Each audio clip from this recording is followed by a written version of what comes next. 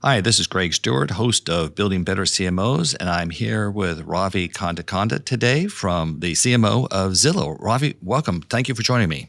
Thank you so much for having me here, Greg.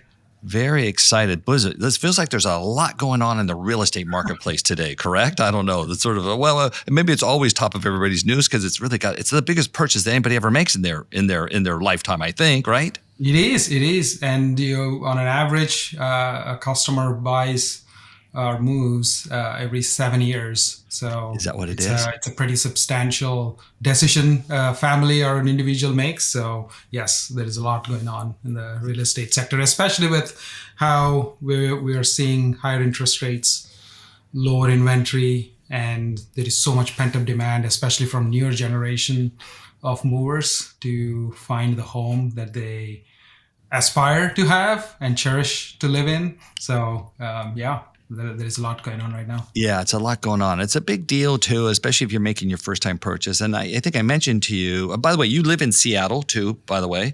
So I'm born and raised Seattle. Oh, you are? Yeah, I lived there. I went to University of Washington. When I graduated undergrad, I moved to New York City. So I've been here ever since. So I have a special fondness both for the development of the city and businesses like, it's Microsoft and Starbucks and Zillow and a bunch of great companies have come out of Amazon, obviously, a bunch of great companies that come out of Seattle there. In some regards, maybe I should have stayed in some regard.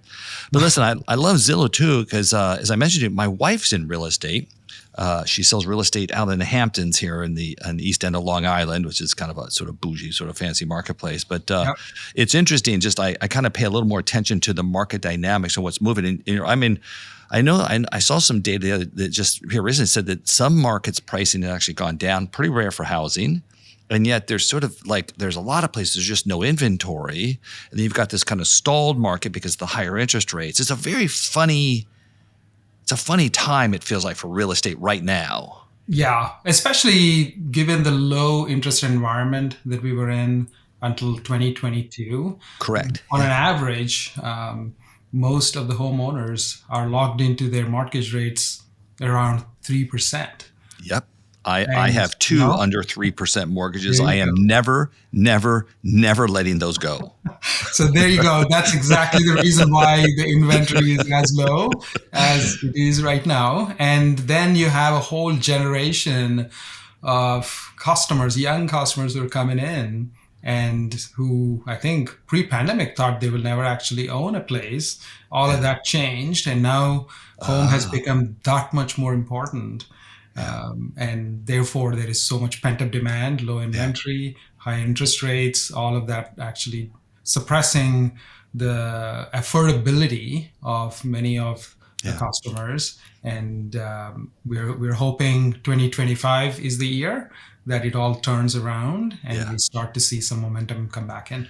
Yeah, listen, that pent-up demand is going to release at some point here. It just is what it is. And I think if we get a new order, my wife and I have been thinking about whether or not we would buy again, and we're like, well, high interest, it's like, okay, like if that's what happens, that's what happens. You're kind of, I think we're adjusting to it at some level. Right. Yeah. So I will say, just if I can put a little plug in for my wife. Now, she never listens to the podcast. I don't suspect she's ever heard any one of these. She never read my book. She never did any of that stuff. So, but I am going to give her a little plug and just say, if I could call it here, she did actually have her biggest sale just this last year. She just closed it in, I think, October, November, $21 million. That's a big home transaction. I want to be very clear. I was neither the seller nor the buyer of that house. So just to identify for the audience, but I was very proud of her for the time she's put in to finally gotten to that level. Not a lot of people get an opportunity to sell a house of that scale, anywhere in the world. Oh, so that's a big milestone, Greg. Congratulations to her. It is. And listen, Zillow's had a bunch of sort of milestones and stuff. So, let's get into marketing here. Sort of, obviously the point of the podcast and Building Better CMOs. You guys had an interesting tie-up with Ryan Reynolds here in the last, is a year, 2 years, whatever it is, like kind of, and he's sort of all over in marketing. So always, Ryan's like, you always like to hear a good marketing story about Ryan. What's the Zillow story about Ryan? Yeah, so it's super interesting. Are you familiar with the children's show called Bluey? Vaguely, my kids are a little bit older now, so not see much, but yeah, I have some sense of it. Yeah. But maybe explain it for the listener so that they know. Yeah. It's a very popular show, especially with families who have young children at home. And then there was this one particular episode where the Bluey family decides to move, and it causes quite a lot of anxiety to the children in the family. And they go through the usual emotions of involved with moving, and eventually at the end of the episode choose not to move. Okay. So Ryan Reynolds sees that episode with his family and then reaches out to Zillow through his agency, Maximum Effort, and goes, I would love to partner with Zillow in telling the story that moving can actually be good. And we said, we agree. Moving opens up a lot of new avenues. So our interests aligned, and we did a quick collaboration with him in a matter of days, where we put out an alternate version of the fact that moving can actually be good, and used one of the voices of the character that is actually in the show to tell that story. And we launched it just as an alternate version of the story, and then it got picked up by Today Show. USA Today ran a story around it. The whole point is it was a very culturally relevant moment where we could actually tell a story that feels authentic, that is actually real, and it actually supports the whole brand purpose of why Zillow exists, which is to help more and more people get home. So it was a cool collaboration. That's that's Ryan's thing. That's what that's his thesis in marketing is cultural relevance, I think, correct? Yeah. That is correct. And he just reached out to you and said, hey, I think I got some ideas here. Could be interesting and fun. Or was there something in his life that prompted him to sort of think moving was good? I don't know. I don't know what that means. I think it's a combination of both. I haven't talked to him personally, but what I heard from the team is moving in particular is actually interesting, right? Because you get whole new experiences and you have a whole new way of experiencing life. But then the reason why he reached out to us is essentially what makes Zillow the brand it is. Yeah. Right? The moment people think of a home, people think of potentially a move. The first brand that comes to their mind is Zillow, and we don't even try to force or try to artificially get that consideration up. It happens very naturally because of the authenticity of who we are, but also the products and services that we build that are entirely focused on making that moving journey that much more easier. I can't imagine that anybody going through a moving process or rethinking of buying or selling doesn't at some point in that process step into Zillow.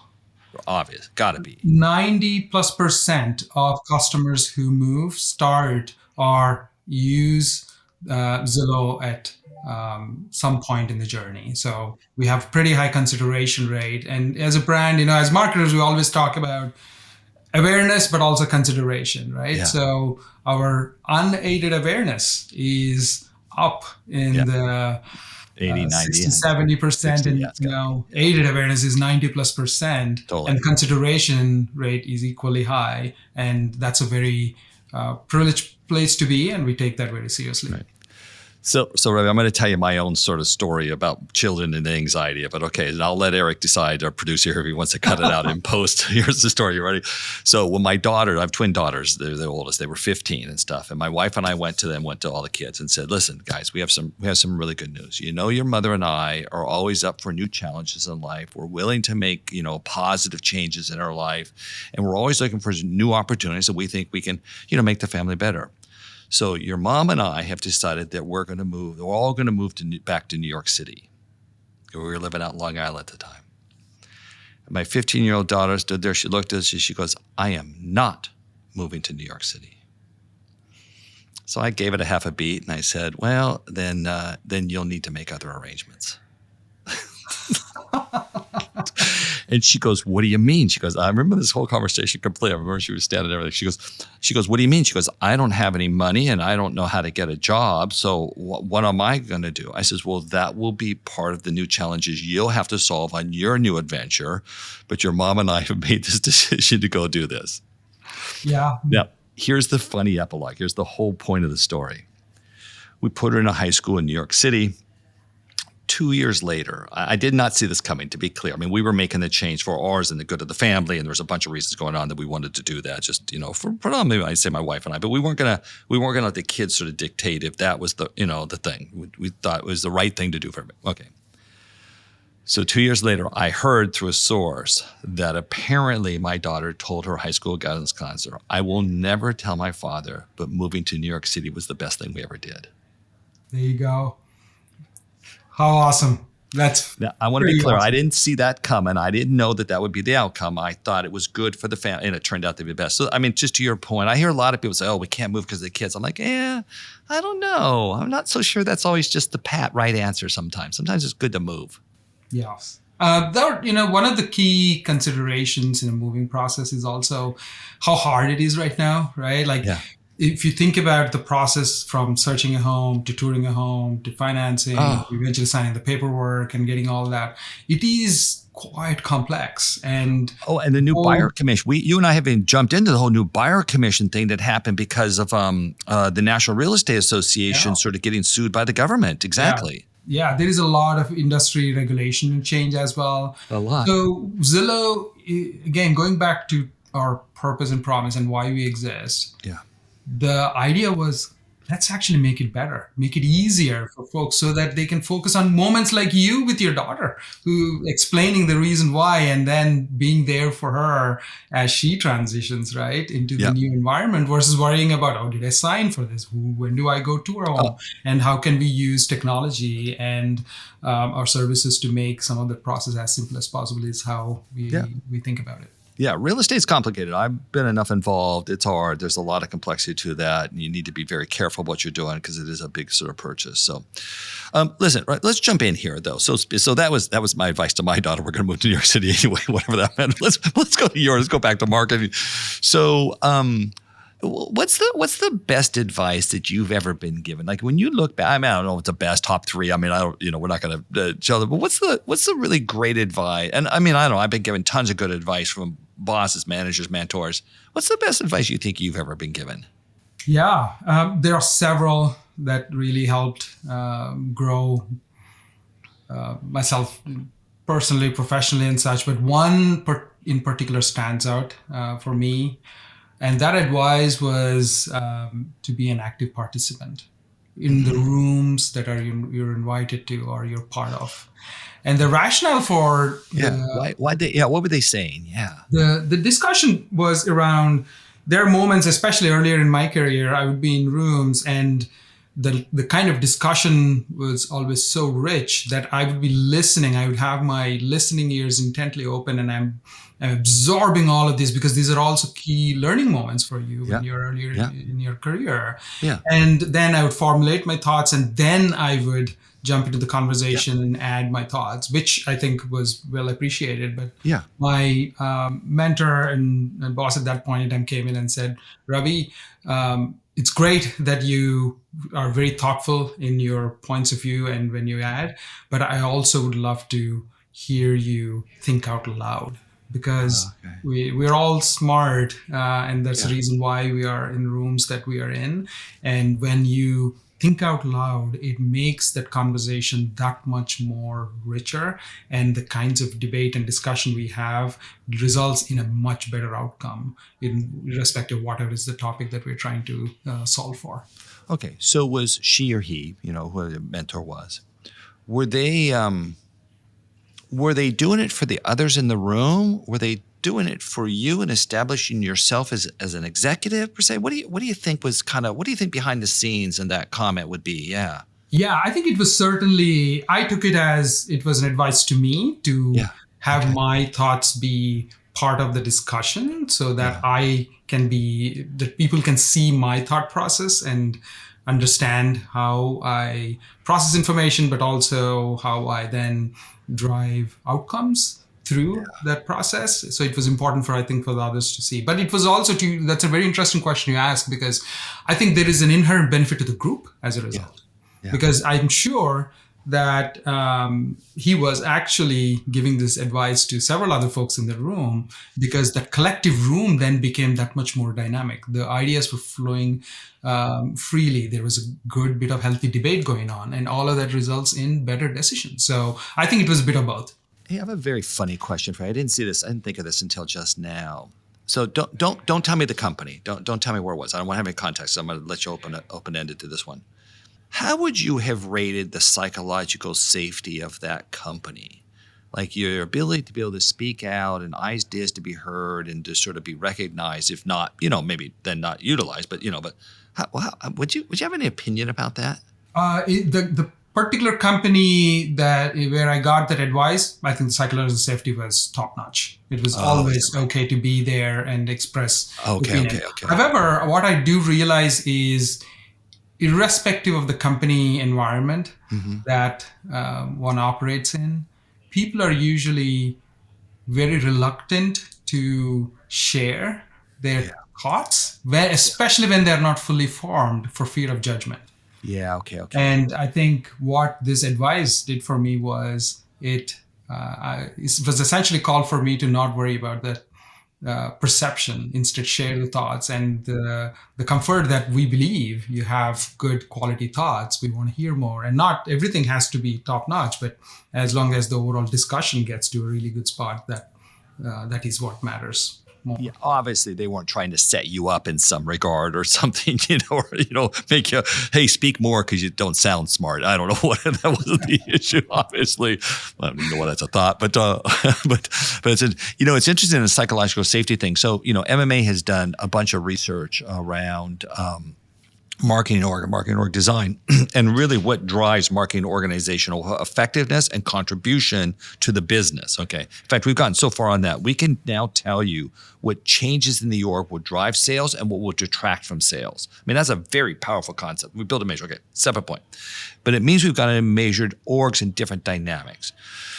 So the thing, let me do it this way. The two things that don't matter to organizations' impact on sales and performance of the business are insourcing versus outsourcing, or centralization or decentralized decision, which from what I understand is mostly what consultancies focus on. So that's a little bit of a cynical point of view. Set that aside. One of the elements, though, that we do find drive marketing success is psychological safety, is the ability to express ideas and concepts and be heard. And I don't know that I would have given that sort of business value. I don't know. I don't know. Psychological safety is one of the most. I'm not surprised, first of all. Yeah. Okay. Yeah. That's kind of what I'm asking. Yeah. What's your reaction? Yeah. Because if I think about the healthy team dynamics and how debate happens, and we're very lucky here at Zillow because we have a very open debate culture and high.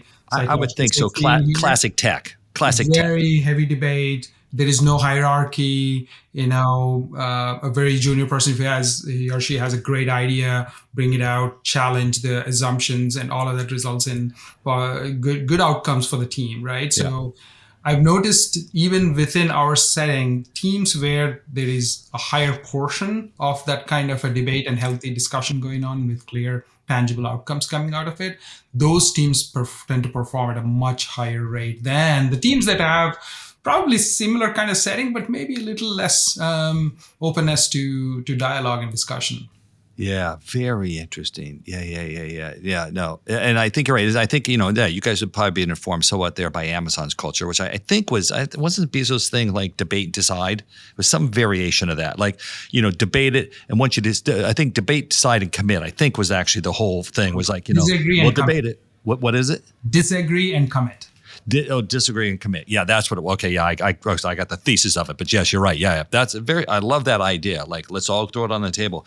And in fact, if I remember right, I think he's admitted that he was opposed to either the cloud business or the advertising business, one of the two, both of which are $50 billion plus revenue business for them nowadays. So I think they're driving. I think they're what. So let me get all my paper towels cheaper or something. I think is what's going on there. If I understand, I don't know. I think that's how that business is working. Okay.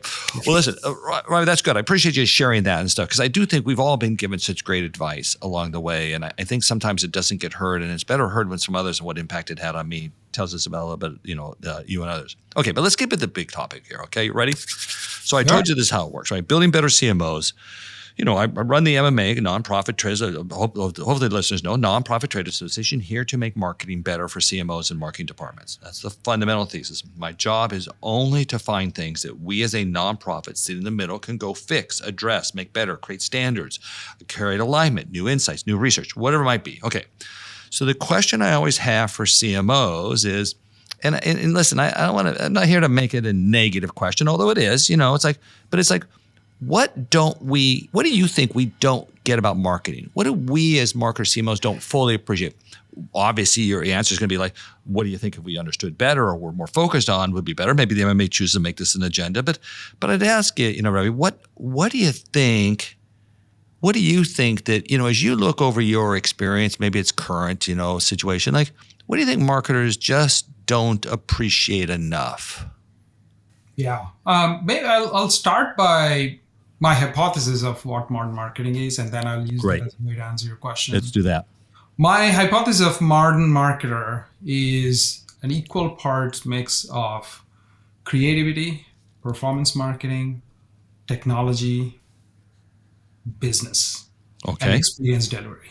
So a marketer who is well honed and has built a broader perspective across these areas is going to be one of the most important voices in any company.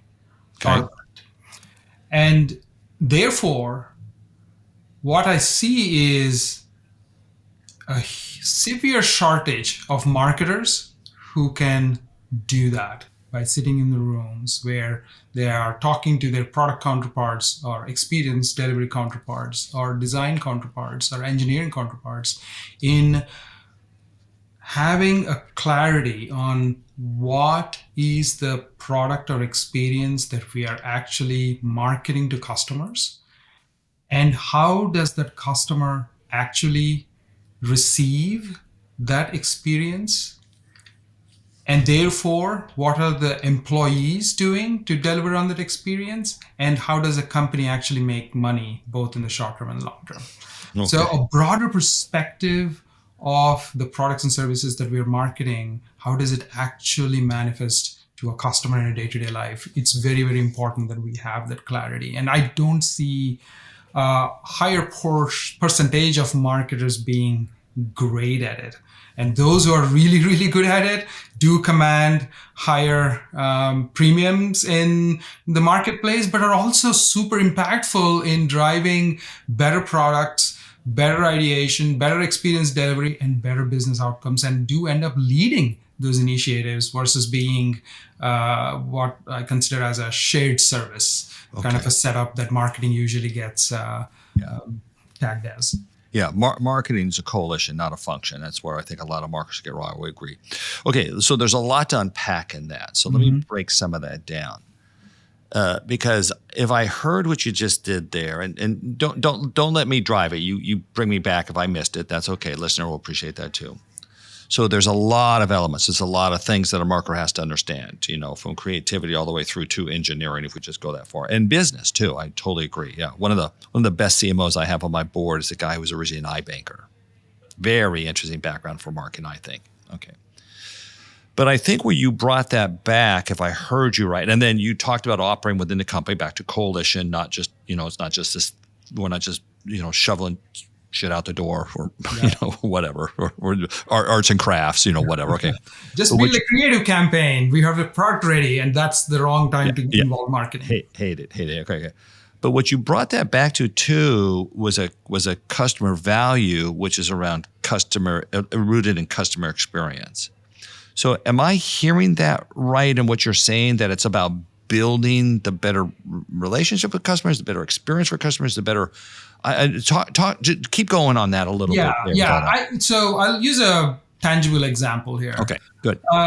But 2 years ago, as we were thinking of repositioning our brand, which is still known for search and find, to something more than that, right? Which is a transaction aspects where you want to tour a home, you get a financing, you want to close it all on the Zillow app, you can do that. But we needed to go tell that story. So we were doing a lot of customer research, and in that research, we found out that the number one barrier for a lot of first-time home buyers is affordability. They just don't know what is the amount of home that they can afford and how much do they need to save. And there are a lot of tools out there where you can kind of do some numbers and estimates and so forth. But when we dig deeper, what we realized was it was the fear of judgment that was keeping a lot of these customers from sharing their financial information with others to get help as to what is the time horizon or the kind of home that they can afford to buy. Maybe they were embarrassed about how much they made, or either made too much or too little out of Or their previous credit history and those kinds of credit things. history, right? Yeah. I mean, it gets buying a house gets very personal. Like it is a magnifier on the life that you run. Yes, agreed. One of the scariest moments in a first-time home buyer's journey is when they fill out that financial profile and send it and worry about the person who is opening that one and thinking, oh, what? And judging them, right? So that's the scariest part. And which is where we basically said, oh, wait a minute. So there is a role to play here for Zillow as a brand to come in and take that fear of judgment out and be the thought partner. So that insight, a marketer who was, if a marketer was just focused on doing customer research and sending that research report out to the product team or someone else, then it's a task. But this particular team didn't stop at that. They did the research, they understood the proof points, they worked with our product teams to design a product that is not judgmental, that actually moves customer forward, and worked with the engineering teams and experience delivery teams. Obviously, we branded it by a product, it's called Buyability, one of our very popular products these days, and we took it to market, and it's a resounding success.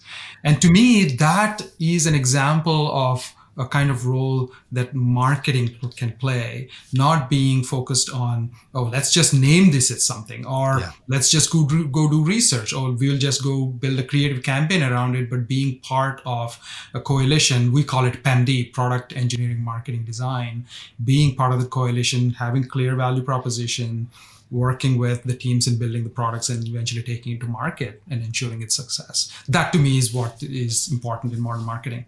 Okay, give that acronym again, just for the listener, so the listener hears it. Say it again.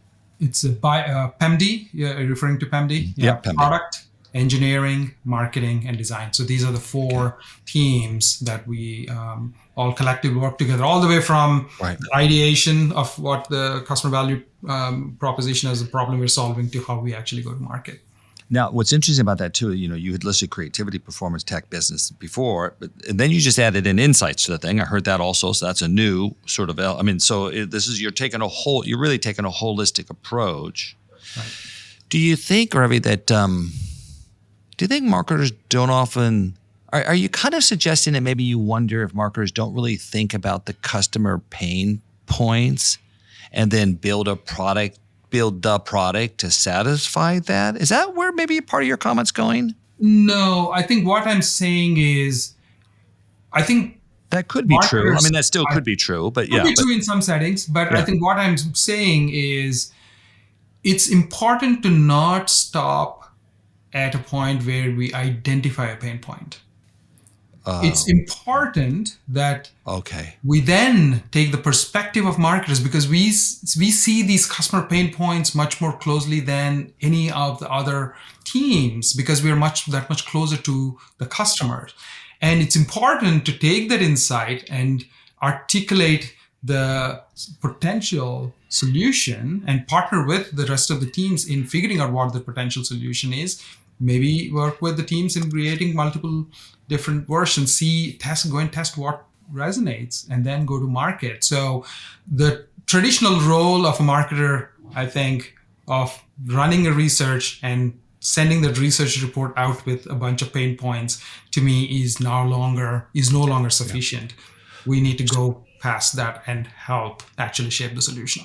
Right. So if you took like the classic P&G, brand model, which by the way, I grew up working on P&G business for years. I know that well. And which by the way, I think it's the past. I think we have passed that. I don't know that P&G's recognized that. I'm not sure, but I think the world's, which was, we create an insight, we create messaging that universally, which anytime you use the word universally in marketing, I think you missed the point, but universally sort of gets to a sense of purpose for people or for consumers, and then positions in their mind that and then they kind of call it a day. And then they also focus on distribution, the other thing the brand manager does in a big way. And distribution does from the science has a huge relationship to increasing sales. Distribution is like first job. Okay.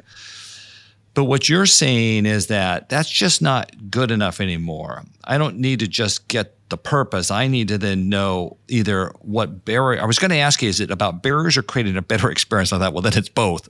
I mean, there's not, but you were trying to reduce the barriers, which means marketing has to work with, you have to identify the problem, work with the rest of the departments, and then remove that for ultimately a better experience and everything else. That's where the value comes. And guess what? When we do that, we can actually go tell a really compelling story that is easy for customers to then understand, right? So then the core market, the job of marketing a product becomes that much more impactful because we're all clear on what it is supposed to do. And we know that the promises that are being made in any of the marketing materials will actually be delivered when the product experience actually manifests to the customer. So it makes everybody's life easier. Right. And you may or may not have an opportunity to communicate that, hey, we understand your pain points. I mean, not all messaging, not everything resolves itself in that way, but they certainly will at least reduce the barrier so they don't just, you're playing a real valuable role in their lives. Yeah. And the teams that have the skill set to do that, I see are way more impactful in being strong partners to the business and their other stakeholders, to the point, I think I said it before, I see those kinds of teams and leaders actually leading the initiatives for the company in these key forums. And that's where I think the opportunity for marketers and modern marketing is to play that role. How did this really come alive to you? Like, why, listen, I don't know about you. I tend to have themes in my life. My kids tend to hear about them all the time. Like there's something important to me for a period of time, and then I move on to something else that kind of captures my attention. It's sort of life's journey, I think, at some level. So what kind of got you recognizing the importance and orientation is? Because, listen, I've now done probably 2 or 3 dozen, 4 dozen, maybe a podcast at this point. No marketer has really ever said to me, there's only 2 or 3 that have said the same thing about the thing they think marketing needs to better understand, which is sort of funny. So what got you to see that this is the way you look at the world and this is what you see as the challenge and problem and identify? Yeah. So, it's part of the evolution of our brand. When we looked at where we were and where we want to be, and the amount of innovation that the company is coming up with on the product side and on the engineering side, we needed clarity on what it is that we are telling our customers and what we will deliver to them. So one of the first things we did when I took on the role was to establish our purpose. And the purpose was... the purpose of marketing, the purpose of Zillow. The purpose of Zillow. The brand purpose is to make home a reality for more and more people. And the power... That's the thing, make home a reality for more and more people? Yeah. Okay. And we use the word more and more very intentionally because of, I think, the new generations that are coming through, the variety of different customer segments and needs and so on and so forth. And housing is such an important part of their life. We want it to be relevant to everyone. And to be able to deliver on that promise, our products and our experience delivery has to also be part of that mix, right? So I can go put a brand promise out there and make a big brand campaign out of it. But then if our products and services don't actually deliver on that value proposition, then I won't actually have a strong brand that will permeate over generations, right? So it was very clear to me from a marketer standpoint that we had to work closely with our product engineering, market and design counterparts to be able to build on that vision collectively and not by saying, oh, here is a brand promise. Now let's just go deliver to me a product that actually delivers on that promise, right? So that's the need that necessitated us to put together this coalition and figure out our best ways of working, how we prioritize resources, what roadmaps we align on, and how we go to market. Okay. Are you doing actual brand advertising campaigns at Zillow? Okay. We do. Yes. How do you look at the balance then between what you do, sort of brand advertising, as a communications dynamic, and then what are you doing versus sort of building customer experience? How do you allocate either resources or time, your time, the team's time? How do you look at that, by the way? Yeah. I believe, and this is core to Zillow's philosophy as well, that our best products are our best brands, right? When we deliver on the value proposition and the promises we make, and make our customers' lives that much more simpler, all the way from search to actually transacting a home, we build a better brand. So that's always been core to the philosophy. So our brand advertising and our broader marketing messaging mix is very well in tune towards the true emotions that we really want to portray, and the emotion in most of the situations, because of how hard the journey is, going back to the Bluey example, the number one thing we want to come across with is empathy. So our brand advertising and our brand messaging, our colors, the kind of stories we tell, all double down on empathy and giving hope, especially in moments like these when we have such low historical inventory, that change is possible, that goal is eventually attainable. So we want to hit that mix. So that's number one. We always lead with that. Now, the way we incorporate experience and product proof points into it is where the skill is, and that's where the core balance of, you don't want to come across as, oh, you're thinking of moving, so use us. He is a product. He is a home loan. I think there are several other brands and companies and financial services offerings that are out there that do that, and we don't want to be just that, right? We want to be a place where customers think of our products and they think of the empathy, think of the possibility and the aspirational goal of owning a home. And that's how we balance the mix between brand, product, and then the experience delivery and the promise we want to make. The CMO, not the current CMO, but one of the previous CMOs of T-Mobile, I think I can share this, was on the board of the MMA, and I got to talk to them. He told me that he spent 70% of his time focused on customer experience. I've never heard a CMO have that high a percentage on customer experience. It was funny that I am a T-Mobile customer, and what was funny about that, it really showed, and it really changed. And what's funny about that in particular is that, T-Mobile's in your backyard there, right? You probably all know the guys. I mean, very few companies have built the incredible brand they did. So it's not like they sacrificed a very powerful brand, or brand development, maybe is the way to put it, but they were really fixated on customer experience. And that was very interesting to me, that's what the CMO did.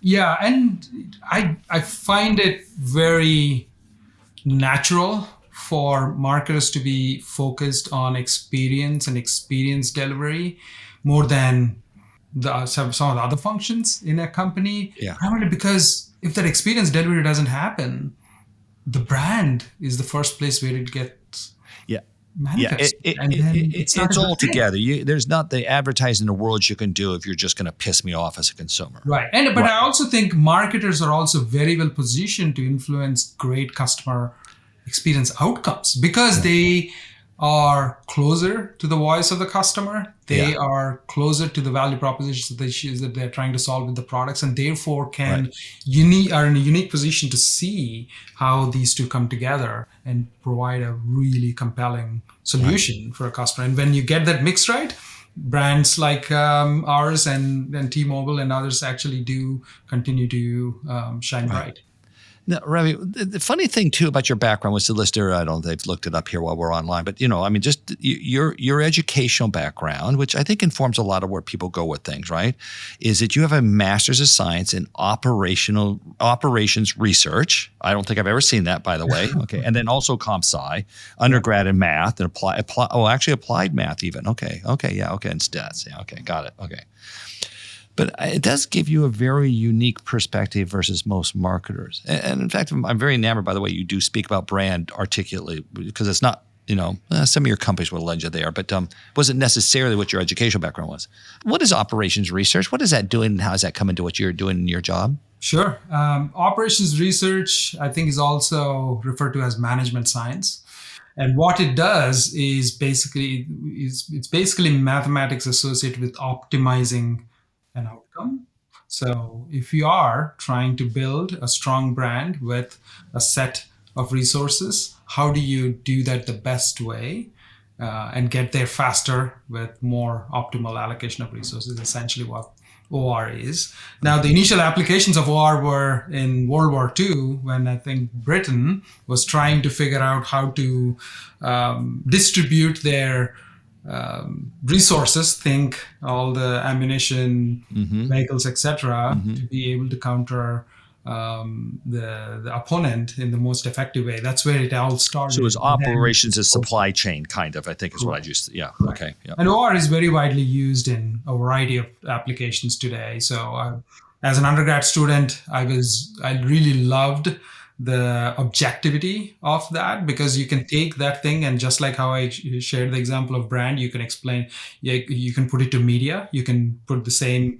kind of skill set to work on supply chain management and so forth. So it gives you a broader perspective of how to optimize and get to a better outcome. Got it. Very interesting. Yeah, it's a very unusual. I did have one of the things that one of the marketers said to me that really kind of caught my attention in a previous episode. I mentioned it was Heather Freeland, actually, from Adobe. She was telling me that she had produced an ad campaign, or her team had produced an ad campaign, I should say, that had 5,000 creative assets to it. That's I've been doing this a lot of years. I don't think I've ever heard a number quite that high. That's sort of crazy. But I think we are getting into reality of hyper localization, which means the story that you're trying to tell, with the advances in AI, data, technology, and being able to deliver on all of that, we can actually customize creative to each individual. Is it personalization or localization, or are those the same thing? I think it's both. So localization, in the sense, if you are a buyer, so if you think you're buying a home and you have a budget in mind, that to me is personalization. But if you're looking to buy a home in Seattle versus in Long Island, that to me is localization, right? So to be able to do both of those by using near real-time signals that the customer data is spitting out these days, is where the new age of marketing will get us to identify winners versus not. Right. Well, and let's be clear too. If you're buying a home in Long Island, you should call my wife. I just make sure. That sounds good. It's got to be very high. Although I don't know if I will fit into her the price range that she. They're not all that. No. She did a $6 million deal right after that. So she's really down market too. So whatever that it's the market. It's a funny place. Whatever. This is actually incredibly interesting. I love the diversity of experiences you bring to the table, and an incredible appreciation for brand. That's what sort of is striking me here. It's unusual, and it is very operationally oriented. And you're right, the experience is troublesome, and there's issues, and it's a big purchase, and not for you all to pay a ton of attention. And like I said earlier, the fact that the CMOs who are involved in customer experience, the companies perform financially better. That is, in fact, I'm starting to believe that maybe customer experience is the marketing strategy of the future. It's not brand. It was all about brand before, but I think it's now about customer experience. Yeah, I don't think you can build a great brand without having the best customer experience. 100%, and you got to balance both those. And whether or not you're going as far as T-Mobile did to be 70% of his time, the CMO's time focus, that's sort of unusual. Okay, a couple of quick lightning rounds. I'll let you out of here. Okay, you ready? So listen, I'd be remiss not to ask you about sort of the nature and state of AI. So just I don't know. Let's not make it too. This is not one. Not make it as long as the depth of everything else. But what's your sort of take? What are you telling the teams? How are you looking at AI now and its application to marketing? Yeah, AI, I think, is going to be, and we're already seeing some examples of it, it's going to be transformational in terms of how companies operate internally and also deliver experience externally to customers. So to me, those are the two manifestations of AI.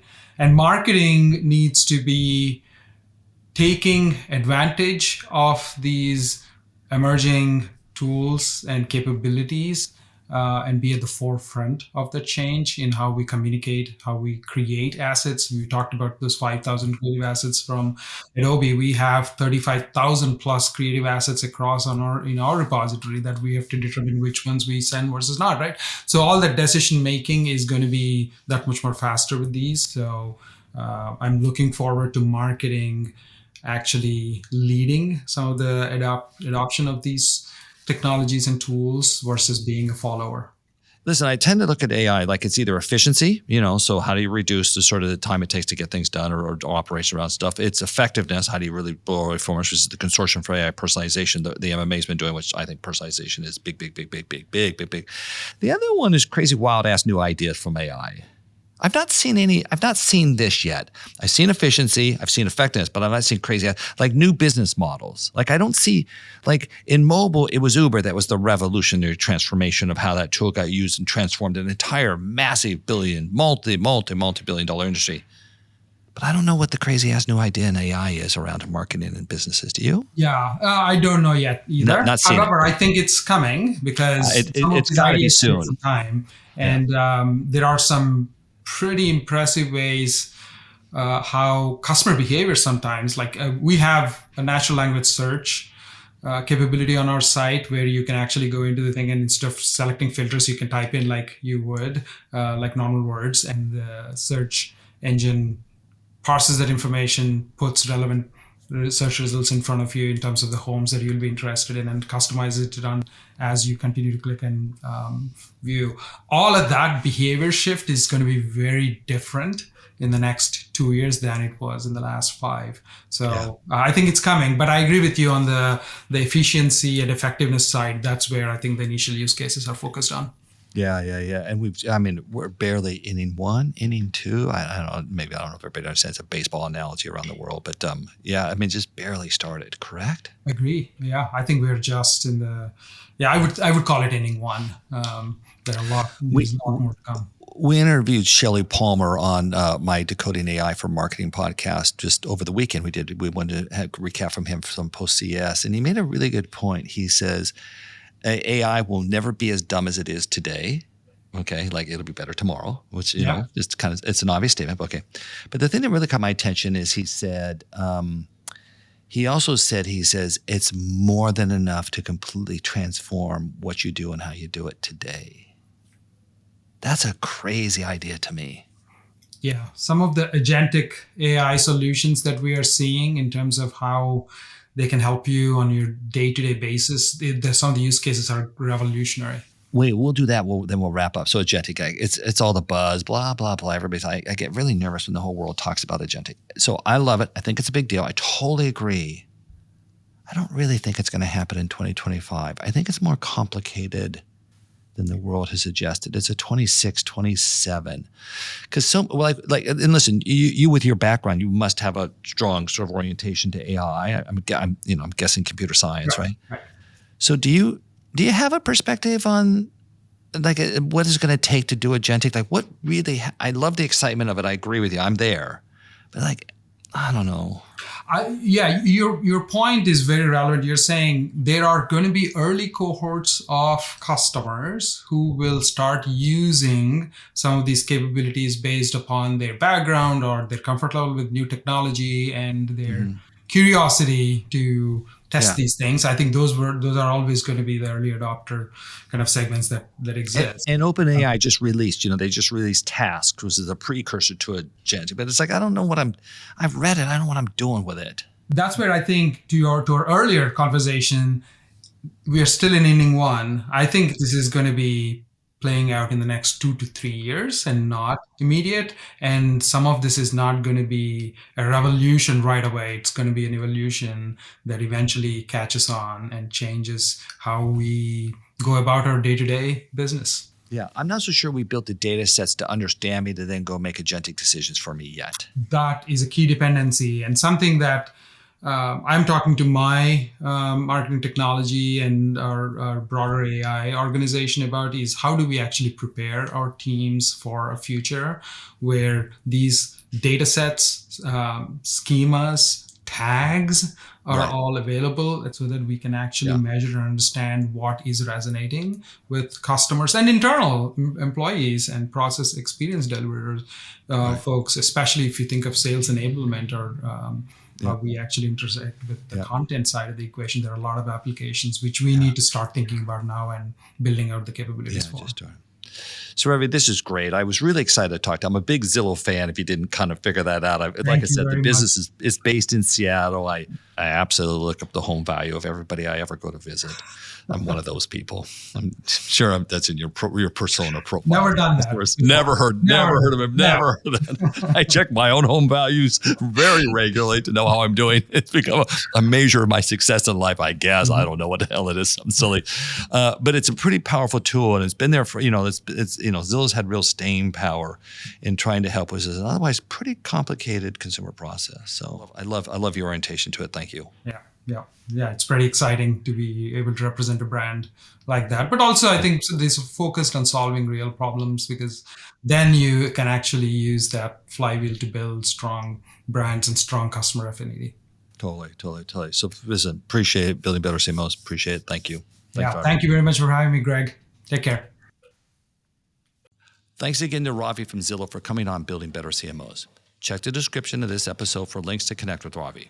If you want to know more about MMA's work to make marketing matter more, visit MMAglobal.com. Or you can attend any one of our now 63 conferences in 16 countries where MMA operates, or write to me, Greg, at MMAglobal.com.